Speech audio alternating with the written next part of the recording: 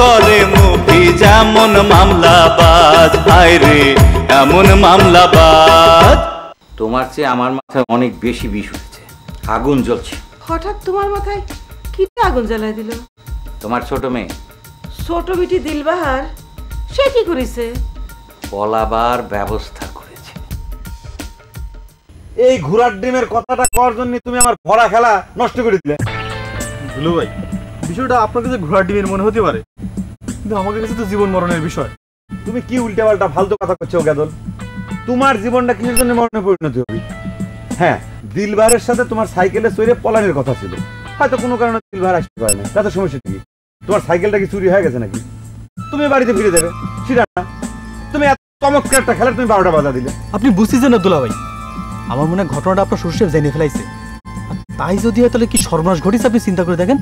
জানবেরই পারে, আর ঘটনা যদি ফাঁস হয়ে যায় থাকে, আমার শ্বশুর বিচারের উপযুক্ত যে ব্যবস্থা নেবে সেটা মাথা পেতে গ্রহণ করা লাগবে। আমি হলেও সেটা গ্রহণ করে নিতাম। আর তোমাদের যে পলায়নের বিষয়টা, এটাও তোমার পছন্দ না। এখন মনে করো যে দিল আফরোজ পলায় যায় বিয়ে করেছিল দেখে তোমাদের ওকে সেই লাইনে হাঁটা লাগবে। এছাড়া আমাকে সামনে কি রাস্তা আছে আপনি কোন দুলো ভাই? আর আপনার শ্বশুর তো জোর করে জায়গির মাসের সাথে দিলবারের বিয়ে দিতে চায়। দিলবারের মুখে যতটুকু শুনেছি আপনিও তাকে পছন্দ করেন না। আমার পছন্দ অপছন্দ তো কিছু যায় আসে না, তোমার বুবু কিন্তু সেটা পছন্দ করে না। এসবের ভিতর আমাদের নাক গলানো নিষেধ। ঘর জামাই হিসেবে আমরা সেটা করবেও পারি না, সে অধিকারও নাই, কারণ সেটাও ঘর জামাই হিসেবে থাকার মেলাগুলো শর্তের ভিতর একটা। ঘর জামাই হিসেবে আপনি নাক না গেলে পারবেন, কিন্তু সৎ খেলোয়াড় হিসেবে আপনার কাছে তো আমরা সাহায্য চাইবারই পারি। সেটা অবশ্য ঠিক কথাই কইসাও, সাহায্যও তুমি চাইবেরই পারো, উপকার আমি তোমাকে করবেরই পারি। কিন্তু ভাই, আমি তো ঘর জামাইয়ের নীতি নষ্ট করে পারবো না। নীতি তো নষ্ট করেছে আপনার শ্বশুর সাহেব। আচ্ছা আপনি কোন দুলো ভাই, যে মানুষটাকে দিলবার এতদিন দুলোভাইকে টাকার জন্য প্রস্তুত ছিল, তাকে সে কী করে স্বামী বলে বরণ করে নিবি? আর এটা কি সম্ভব? আচ্ছা দুলো ভাই, আপনিই কন, আপনি একজন তাস খেলার প্লেয়ার, আপনার হাতে তাসের বদলে যদি কেউ ফুটবল তুলে দেয়, তাহলে কি আপনার মনটা মেনে নিবি? বাহ, খুব চমৎকার একখান উদাহরণ দিচ্ছ তো তুমি। তোমার কথাটা আমার পছন্দ হয়েছে। আচ্ছা ঠিক আছে, কও তোমার কি উপকার করা লাগবে, কিন্তু সত্য কিন্তু একটাই, পলাইনে যাবি না, কারণ তোমার বুবু কিন্তু সেই পলাইনটা পছন্দ করে না, বুঝছো? আমি কও কি কবির চাও? তাহলে দুলো ভাই একটা কাজ করা যাবে, জায়গির মাস্টার যদি বের করে দেন বাড়িতে, তাহলে আমি জায়গির মাস্টার থাকতে পারি। জায়গির মাস্টার দাঁড়িয়ে ওই যদি আমি বাড়ি করে দিই, ওর বাড়ি করে দিলে পরে তারপরে তো তুমি তোমার সমাধান হয়ে যাবে। হ্যাঁ, আমি অনুসারে জায়গির মাস্টার চলে গেলাম, তখন দিলবারে আমি বিয়ে করতে পারবো না। তুমি কি জায়গির মাস্টার ওই বাড়িতে জায়গির মাস্টার থাকবে তুমি? তার নয় তো দুলো ভাই দিলবারে পাওয়া যাচ্ছে না, একটা উপায় হতে পারে। ঠিক আছে, আমার শ্বশুর আব্বা যদি রাজি হয়, আমি শ্বশুর আব্বার সাথে একটু কথা কয়ে দেখি, তোমার বড় আব্বার সাথেও কথা কয়ে দেখি, কারণ আমি তো ব্যস্ত থাকি খেলা নিয়ে। খেলা শেষে আজকে রাত্রে যখন যাবো, তোমার বউর সাথে বসে আমি সেটা আলোচনা করবো, আলোচনা করে তারপর যদি বুঝি যে হ্যাঁ কামটা করা যায়। আমি তো তোমাকে পছন্দ করি, কিন্তু একটা কথা, তুমি যে জুয়ে খেলার এখানে এসে ডিস্টার্ব করো, সেটা কিন্তু করে পারবে না। তুমি আসবে, পাশে বসে থাকবে, খেলাটা শিখবে, দেখবে, এটা বলতে শ্রদ্ধা ভক্তি যদি আমি দেখি যে তোমার ঠিকঠাক মতো আছে, তোমার সাথে তোমাকে উপকার করবো। আমি এত বড় সত্তর আপনার কবে তো আলাম ব্যারিস্টার ভাই? এটা তুমি কি বলো মঞ্জি? শোনো, আমার মন মেজাজ আজকে ভালো নাই, তুমি এরকম করে খোঁচা দিয়ে কথা বলো না তো। আচ্ছা ঠিক আছে, খোঁজা না হয় দিলাম না, আমি সরাসরি জিজ্ঞেস করতেছি, আপনি ওই জামশেদে আমার নামে কেস করার পরামর্শ দিয়েছেন কি জন্য? আরে আমি কি দিয়েছি না দিয়েছি সেটা তোমার ভাবার দরকার নাই। আমি তো শুনলাম তোমার ওই ফাঁসতেরা নাকি ওর বাড়িতে ডাকাতি করতে। ওরে আল্লাহ রে, এদিকে জামশেদ ধম্ম ডাকাতির কথা কইছে, হ্যাঁ আমার সাথে দুপুরবেলা বর্ষা করেছে মুরগি চুরি নিয়ে, আর আপনার কাছে এসে ডাকাতির কথা কইছে। এখন তো দেখতেছি কোর্টে যাইতে যাইতে ওটা মার্ডার কেস বন্ধ করাই যাবে। আরে মঞ্জিল, মামলার ব্যাপারটাই তো এইরকম। তুমি যদি মামলায় কাউরে আটকাইতে চাও, তাহলে তো একটা বাঁধন দিয়ে হবে না, অনেকগুলো বাঁধন দিয়ে তারপরে বাঁধতে হয়। এটা ওই রকম। তাই কয়ে তার কথা মতো আমার নামে মিথ্যা ডাকাতির মামলা সাজা দেন ব্যারিস্টার ভাই, তাহলে আপনার সাথে আমার এতদিনের সম্পর্কে কি মূল্য থাকলো? মঞ্জিল, তোমার না এই যে বেশি বোঝার অভ্যাসটা গেল না। আমি তোমার জন্য কোমর পানিতে নেমে দাঁড়ায় আছি, আর তুমি এসে আমার নামে অভিযোগ দিচ্ছ। তাহলে যে জামশেদ জায়গা কইলো আমার নামে কেস হচ্ছে, পরামর্শ আপনি দিচ্ছেন। আরে ভাই, আবার তুমি সে একই কথা বলছো। পরামর্শ আমি দিচ্ছি, এটা দেওয়াই তো আমার কাজ। কেস কি তোমার নামে হয়েছে? তুমি কোনো খোঁজ রাখো না? এই যে আমি আজ সারাদিন কোর্টে না গিয়ে বাড়িতে চুপ করে শরীর খারাপের অজুহাত নিয়ে বসে আছি কিসের জন্য? তোমার জন্য। আর তুমি কি, তুমি সারাদিন পার করে রাত্রেবেলা। আরে বেঈমানি তো আমি করলাম বলতে গেলে ওই জামশেদের সঙ্গে। আপনার কথাটা তো পুরোপুরি বুঝে পাইলাম না ব্যারিস্টার ভাই, তাহলে আমার এখন কি করা উচিত? আরে কি করা উচিত সেই জন্যই তো আমি বসে আছি। মামলার বিনিময়ে মামলা ছাড়া তো আর কিছু করা যায় না। তোমার বিরুদ্ধে যদি মিথ্যা মামলা দেয় তাহলে কি তুমি চুপ করে ঘরে ঘোমটা দিয়ে বসে থাকবা? এই যে আমি আজকে কোর্টে না গিয়ে বসে আছি কি জন্যে, তোমার মামলাটা যাতে আগে হয়। মগজে ঢুকলো কথাটা?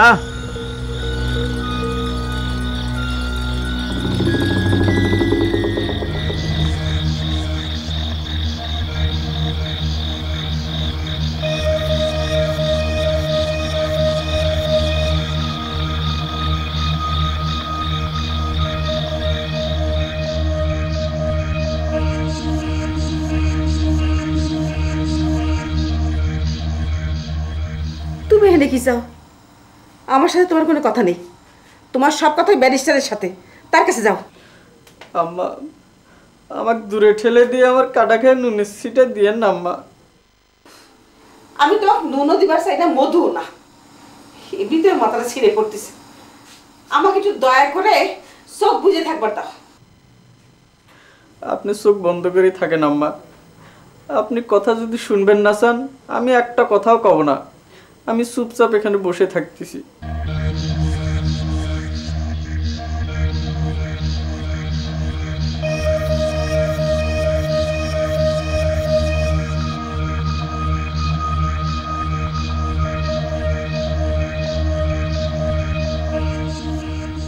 আপনি কিছু মনে করবেন না ব্যারিস্টার ভাই, কথাটা শোনার পর আমার এমন আঘাত লাগছিল যে কি আর কব।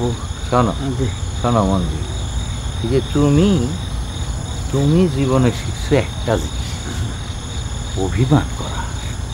আর অভিমান করে তো কোনো কাজ হয় না। এখন আমার উপর থেকে রাগ গেছে তো, তাহলে শোনো, আমি এখন যেইভাবে বলি সেইভাবে কাজটা করো। হ্যাঁ, জামশেদ আমার নামে ওই মিথ্যে মামলা করতেছে, এটা শোনার পর আমার সেইটাই মনে হয়েছে। কিন্তু একটা কেস যে রয়ে গেছে ব্যারিস্টার ভাই, আরেকটা কেস করব। আরে অসুবিধা কি? একটা কেসও যা, 10টা কেসও তাই। আর শোনো, তোমার আমার বাড়িতে আসার দরকার নাই। তুমি কাল সরাসরি কোর্টে চলে আসবা। আমি ওকালতনামা রেডি করে রাখবো। আর আসতে যদি দেরি হয় কোনো টেনশন করো না। ঠিক আছে, তাই করেন। আল্লাহর নামে করবো কেস, যা থাকে কপালে। এই তো হলো বেটা সলের মতন কথা। শোনো, আমি বলে দিচ্ছি, তোমার অনেক ভালো হবে। আমি এমন করে মুসাবিটা করে দেব না, জামশেদের হার ঠেকাই কে। ঠিক আছে, আমি তাহলে সকাল সকাল রওনা দিয়ে কোর্টে চলে আসতেছি। আসি ব্যারিস্টার ভাই। আসসালামু আলাইকুম।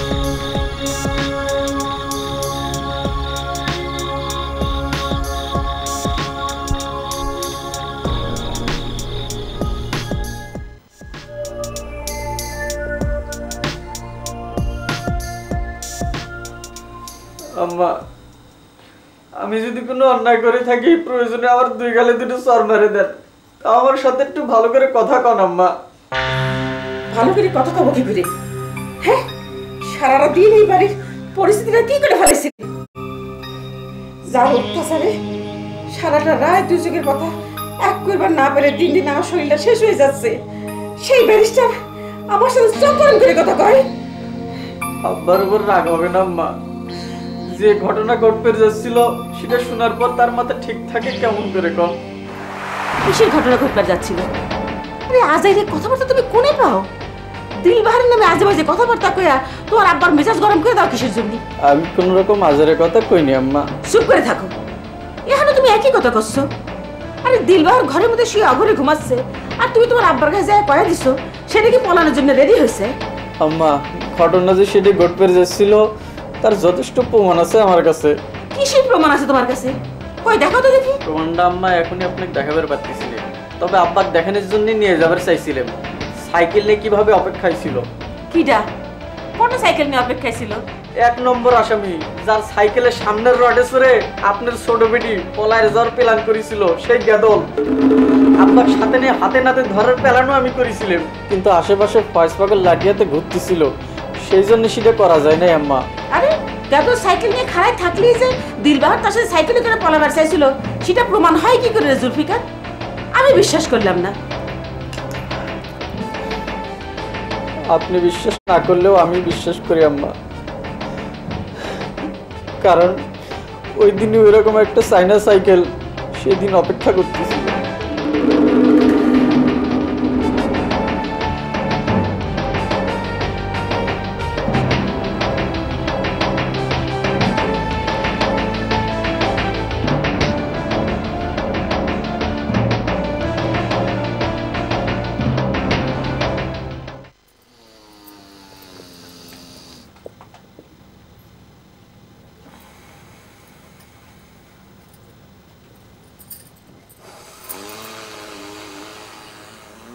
কি চারদিকে নাক ডাকার শব্দ শুনে কি তোমার ভয় ধরে গেছে নাকি, যে নাক ডাকার প্রতি এত মনোযোগ দিলে? ভয় নাই, তোমার নাক ডাকবি না কোনোদিন। নাক ডাতে না ডাকে সেজন্যই তো ব্যায়াম করতেছি মনি, নিঃশ্বাসের ব্যায়াম। আর আমার যে কোনোদিন নাক ডাকবি না সে কথা তুমি কেমন করে শিওর দিচ্ছ শোনা? তোমার যে ভগ্নিপতি কইছে জ্ঞানী আর বিখ্যাত না হলে নাকি মানুষের নাক ডাকে না। সে মেলা বিখ্যাত আর জ্ঞানী মানুষ তো, তাই আল্লাহর কাছে দোয়া করি তোমার মাঝে ভগ্নিপতি আরো জ্ঞানী গুণী হোক, সারা দেশ বিদেশে তার নাম ছড়া পড়ুক, সে আরো বিখ্যাত হোক, সে আরো জোরে জোরে শব্দ করে নাক ডাকুক। তখন দেখবো তোমার বোন কেবা করে তোমাকে ভগ্নিপতি নিয়ে গৌরব করে। অমনি তুমি কি আব্বার কাছে তোমার ভগ্নিপতির শর্ত ভাঙার কথা কইছিলে? ওরে আল্লাহ, সে কথা তোমার কয় হয় নাই। ও কথা কওয়ার সময় পাইলাম কখন? বাড়ির তো আজকে হুলুস্থুস কাণ্ড বেঁধে গেছিল। আব্বা তো কোর্ট কাছারি থেকে এমনি ফিরে আইছে, কোনো কাজ কাম কিছু করে নাই। ও যাই গিয়েছে। কি হলো? এরকম একটা কথা তোমার শোনার দেখি কোনো আগ্রহই নাই। নিজে তো আন্দাজও করে পারতেছিল না যে কি হয়েছে, বাড়ির থাকলে তারপর বুঝতেছে কি হয়েছিল। আমি এমনি সবকিছু বুঝতে পারিছি মনি। এসব কি কথা কইছো তুমি? জায়গির ছাড়া কি মিথ্যে কথা কইছে তুমি জানো? জায়গির ছাড়া আইসে কইছে যে গেদলের সাথে নাকি দিলবাহার পলায়নের প্ল্যান করেছে, আর গেদল নাকি সাইকেল নিয়ে খাড়া রয়েছে। কি রকম ডাহা মিথ্যে কথা তুমি চিন্তা করে দেখো। এরকম কথা মানছি কয়? আব্বা তো বাড়ি মাথায় তুলেছিল চিকুর পাড়িয়ে। ঘটনা সত্যি মনি, ওই জায়গির চ্যাংড়াটার কোনো দোষ নাই। আমার কথা তোমার বিশ্বাস হচ্ছে না তো? আচ্ছা ঠিক আছে, সকাল হোক, সব ঘটনা তোমাকে আমি খুলে কব না।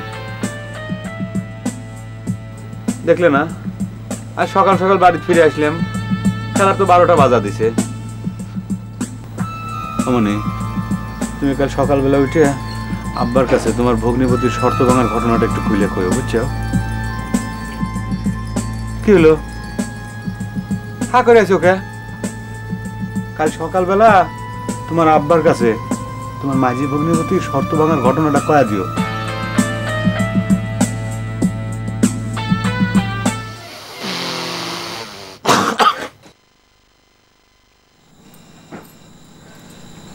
তুই এবার আমাকে সত্যি করে কত দিলবার? গ্যাদল তো সাইকেলে চড়ায় কোনে নিয়ে যাবার চাচ্ছিল। তুই মনে কর মেজদুলাবের সাথে সাইকেলে চড়ে পলা যাওয়ার আগে আমাকে কয়ে গেছিল কনে যাচ্ছ? তুই মনে করে তার শোধ নিবে চাচ্ছু? তো কইছিলাম না, কারণ তুই ছোট মানুষ, আব্বার ধমক খায় কয়ে দিবার পারত, সেজন্যই। তোরা পলানের পর মনে আব্বা আমাকে কম ধমকাইছিল? দাঁতের ফাঁসা দিয়ে তো একটা কথা বাইর করেছিলাম না। আর ওই দেবদাস জায়গির মাস্টার এমন কায়দা করে জিজ্ঞেস করেছিল তোরা চাইনিজ না দেশি সাইকেলে চলে যাচ্ছ। আমার বড়বুর সামনে এমন অ্যাক্টিং করেছি। মিসবু, আব্বা কি ঠান্ডা হয়েছে নাকি? ঠান্ডা না হলেও অসুবিধার কিছু নেই। তোর মেজুদুল্লা ভাই বাড়ি এসে আব্বাকে ঠান্ডা করার ব্যবস্থা করবি। আর শোন, তোকে একটা কথা কই। ও নিজে সাইকেলে চড়ে পার পেয়ে গেছো, এখন তো ও কথা কবই রে মেয়ে। লোকজন দাওয়াত করে গ্যাদলের সাথে আমাকে বিয়ে দিয়ে দিবি। আরে আমি তো সে কথা করছি নি। আর আব্বা বড় বুসারা আর কার বিয়ে লোকজন দাওয়াত করে দিয়েছে? আমার তো মনে হয় এটাও আব্বার এক ধরনের পলিটিক্স। বিয়ের খরচ বেঁচে গেল। আরে না, খরচ বাঁচানোর জন্য না, ওই জুলফিকারের মতো বলদাগারের সাথে বিয়ে দিয়ে আব্বা বসে রাখবে চায় সেই জন্যই। আর বড় দুলাভাই বাদ দিচ্ছ কিসের জন্য? বড় দুলাভাইয়ের চেহারা শুরুতের দিকে তাও একটু তাকানো যায়। তোর জন্য যা ঠিক করেছিল সেই দেবদাসের অবস্থা কি? আমার জন্য করছু কে? তোর জন্য দিলে কি ক্ষতি হয়? তুই তো আমার সর্বনাশ করিস রে মেজবু। সে যদি আজ আমার দুলাভাই হয়ে যেত তাহলে তো আমার কোনো টেনশনই করা লাগতো না। তালি মনে করে তার মতো আর কেউ আসতো না। শোন, তার সাথে যদি আমার বিয়ে হয়ে যেত তাহলে ঠিকই তার মতো আরেকজনকে আব্বা জায়গির হিসেবে রেখে দিত। যাক, বাদ দিয়ে এসব পুরনো কথা। তোকে যে কথাটা কর জন্য ডেকে আনিছি সেটা কই। এসব সাইকেলের চিন্তা এবার বাদ দে। তোর মেজো দুলাভাইয়ের তো টিএনও, ওসি, ডিসি আর মেলা বড় বড় লোকজনের সাথে পরিচয় আছে। তোর আর গ্যাদলের বিয়ের ভাটটা তোর মেজো দুলাভাইয়ের উপর ছেড়ে দে। আমি তাকে সব কথা কয়ে ব্যবস্থা করে দেব। তুই শুধু গ্যাদলে কইস মেজো দুলাভাইয়ের সাথে যেন কথা কয়, বুঝেছিস? আসো, মাথা ঠান্ডা করা লাগবে, বুঝেছিস? পরিবারের জন্য কোনো মান সম্মান নষ্ট না হয় সেদিকে খেয়াল রাখা লাগবে। আর মেজো দুলাভাইয়ের তো মেলা বুদ্ধি, বুঝিস নি? ঠিকই একটা ব্যবস্থা করে ফেলাবে। তারপরে মাঝে মাঝে ভয় লাগে। আরে আগে তো আব্বার ঠান্ডা হওয়া লাগবে।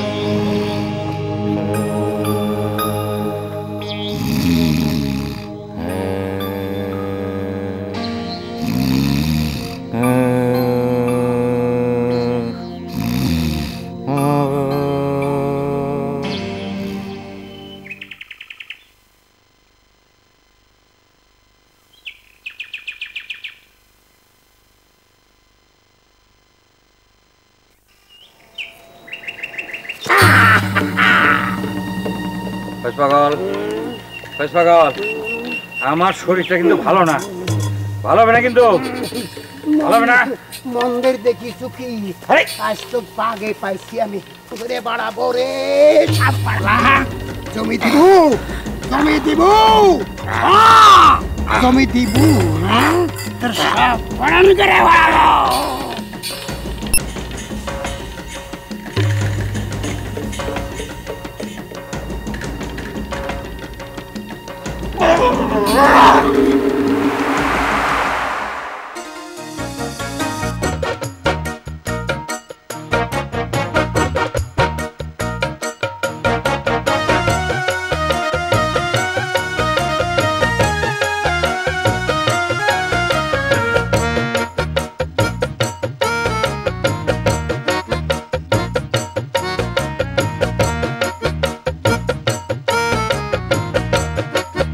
আরে শোনো, শালারা দুলাভাইয়ের সাথে যতই বেয়াদবি করো, ঠিক আছে, সেটা সিরিয়াসলি দুলাভাইরে নেয় না, সেটা মনে করো ইয়ার্কির মধ্যেই পড়ে।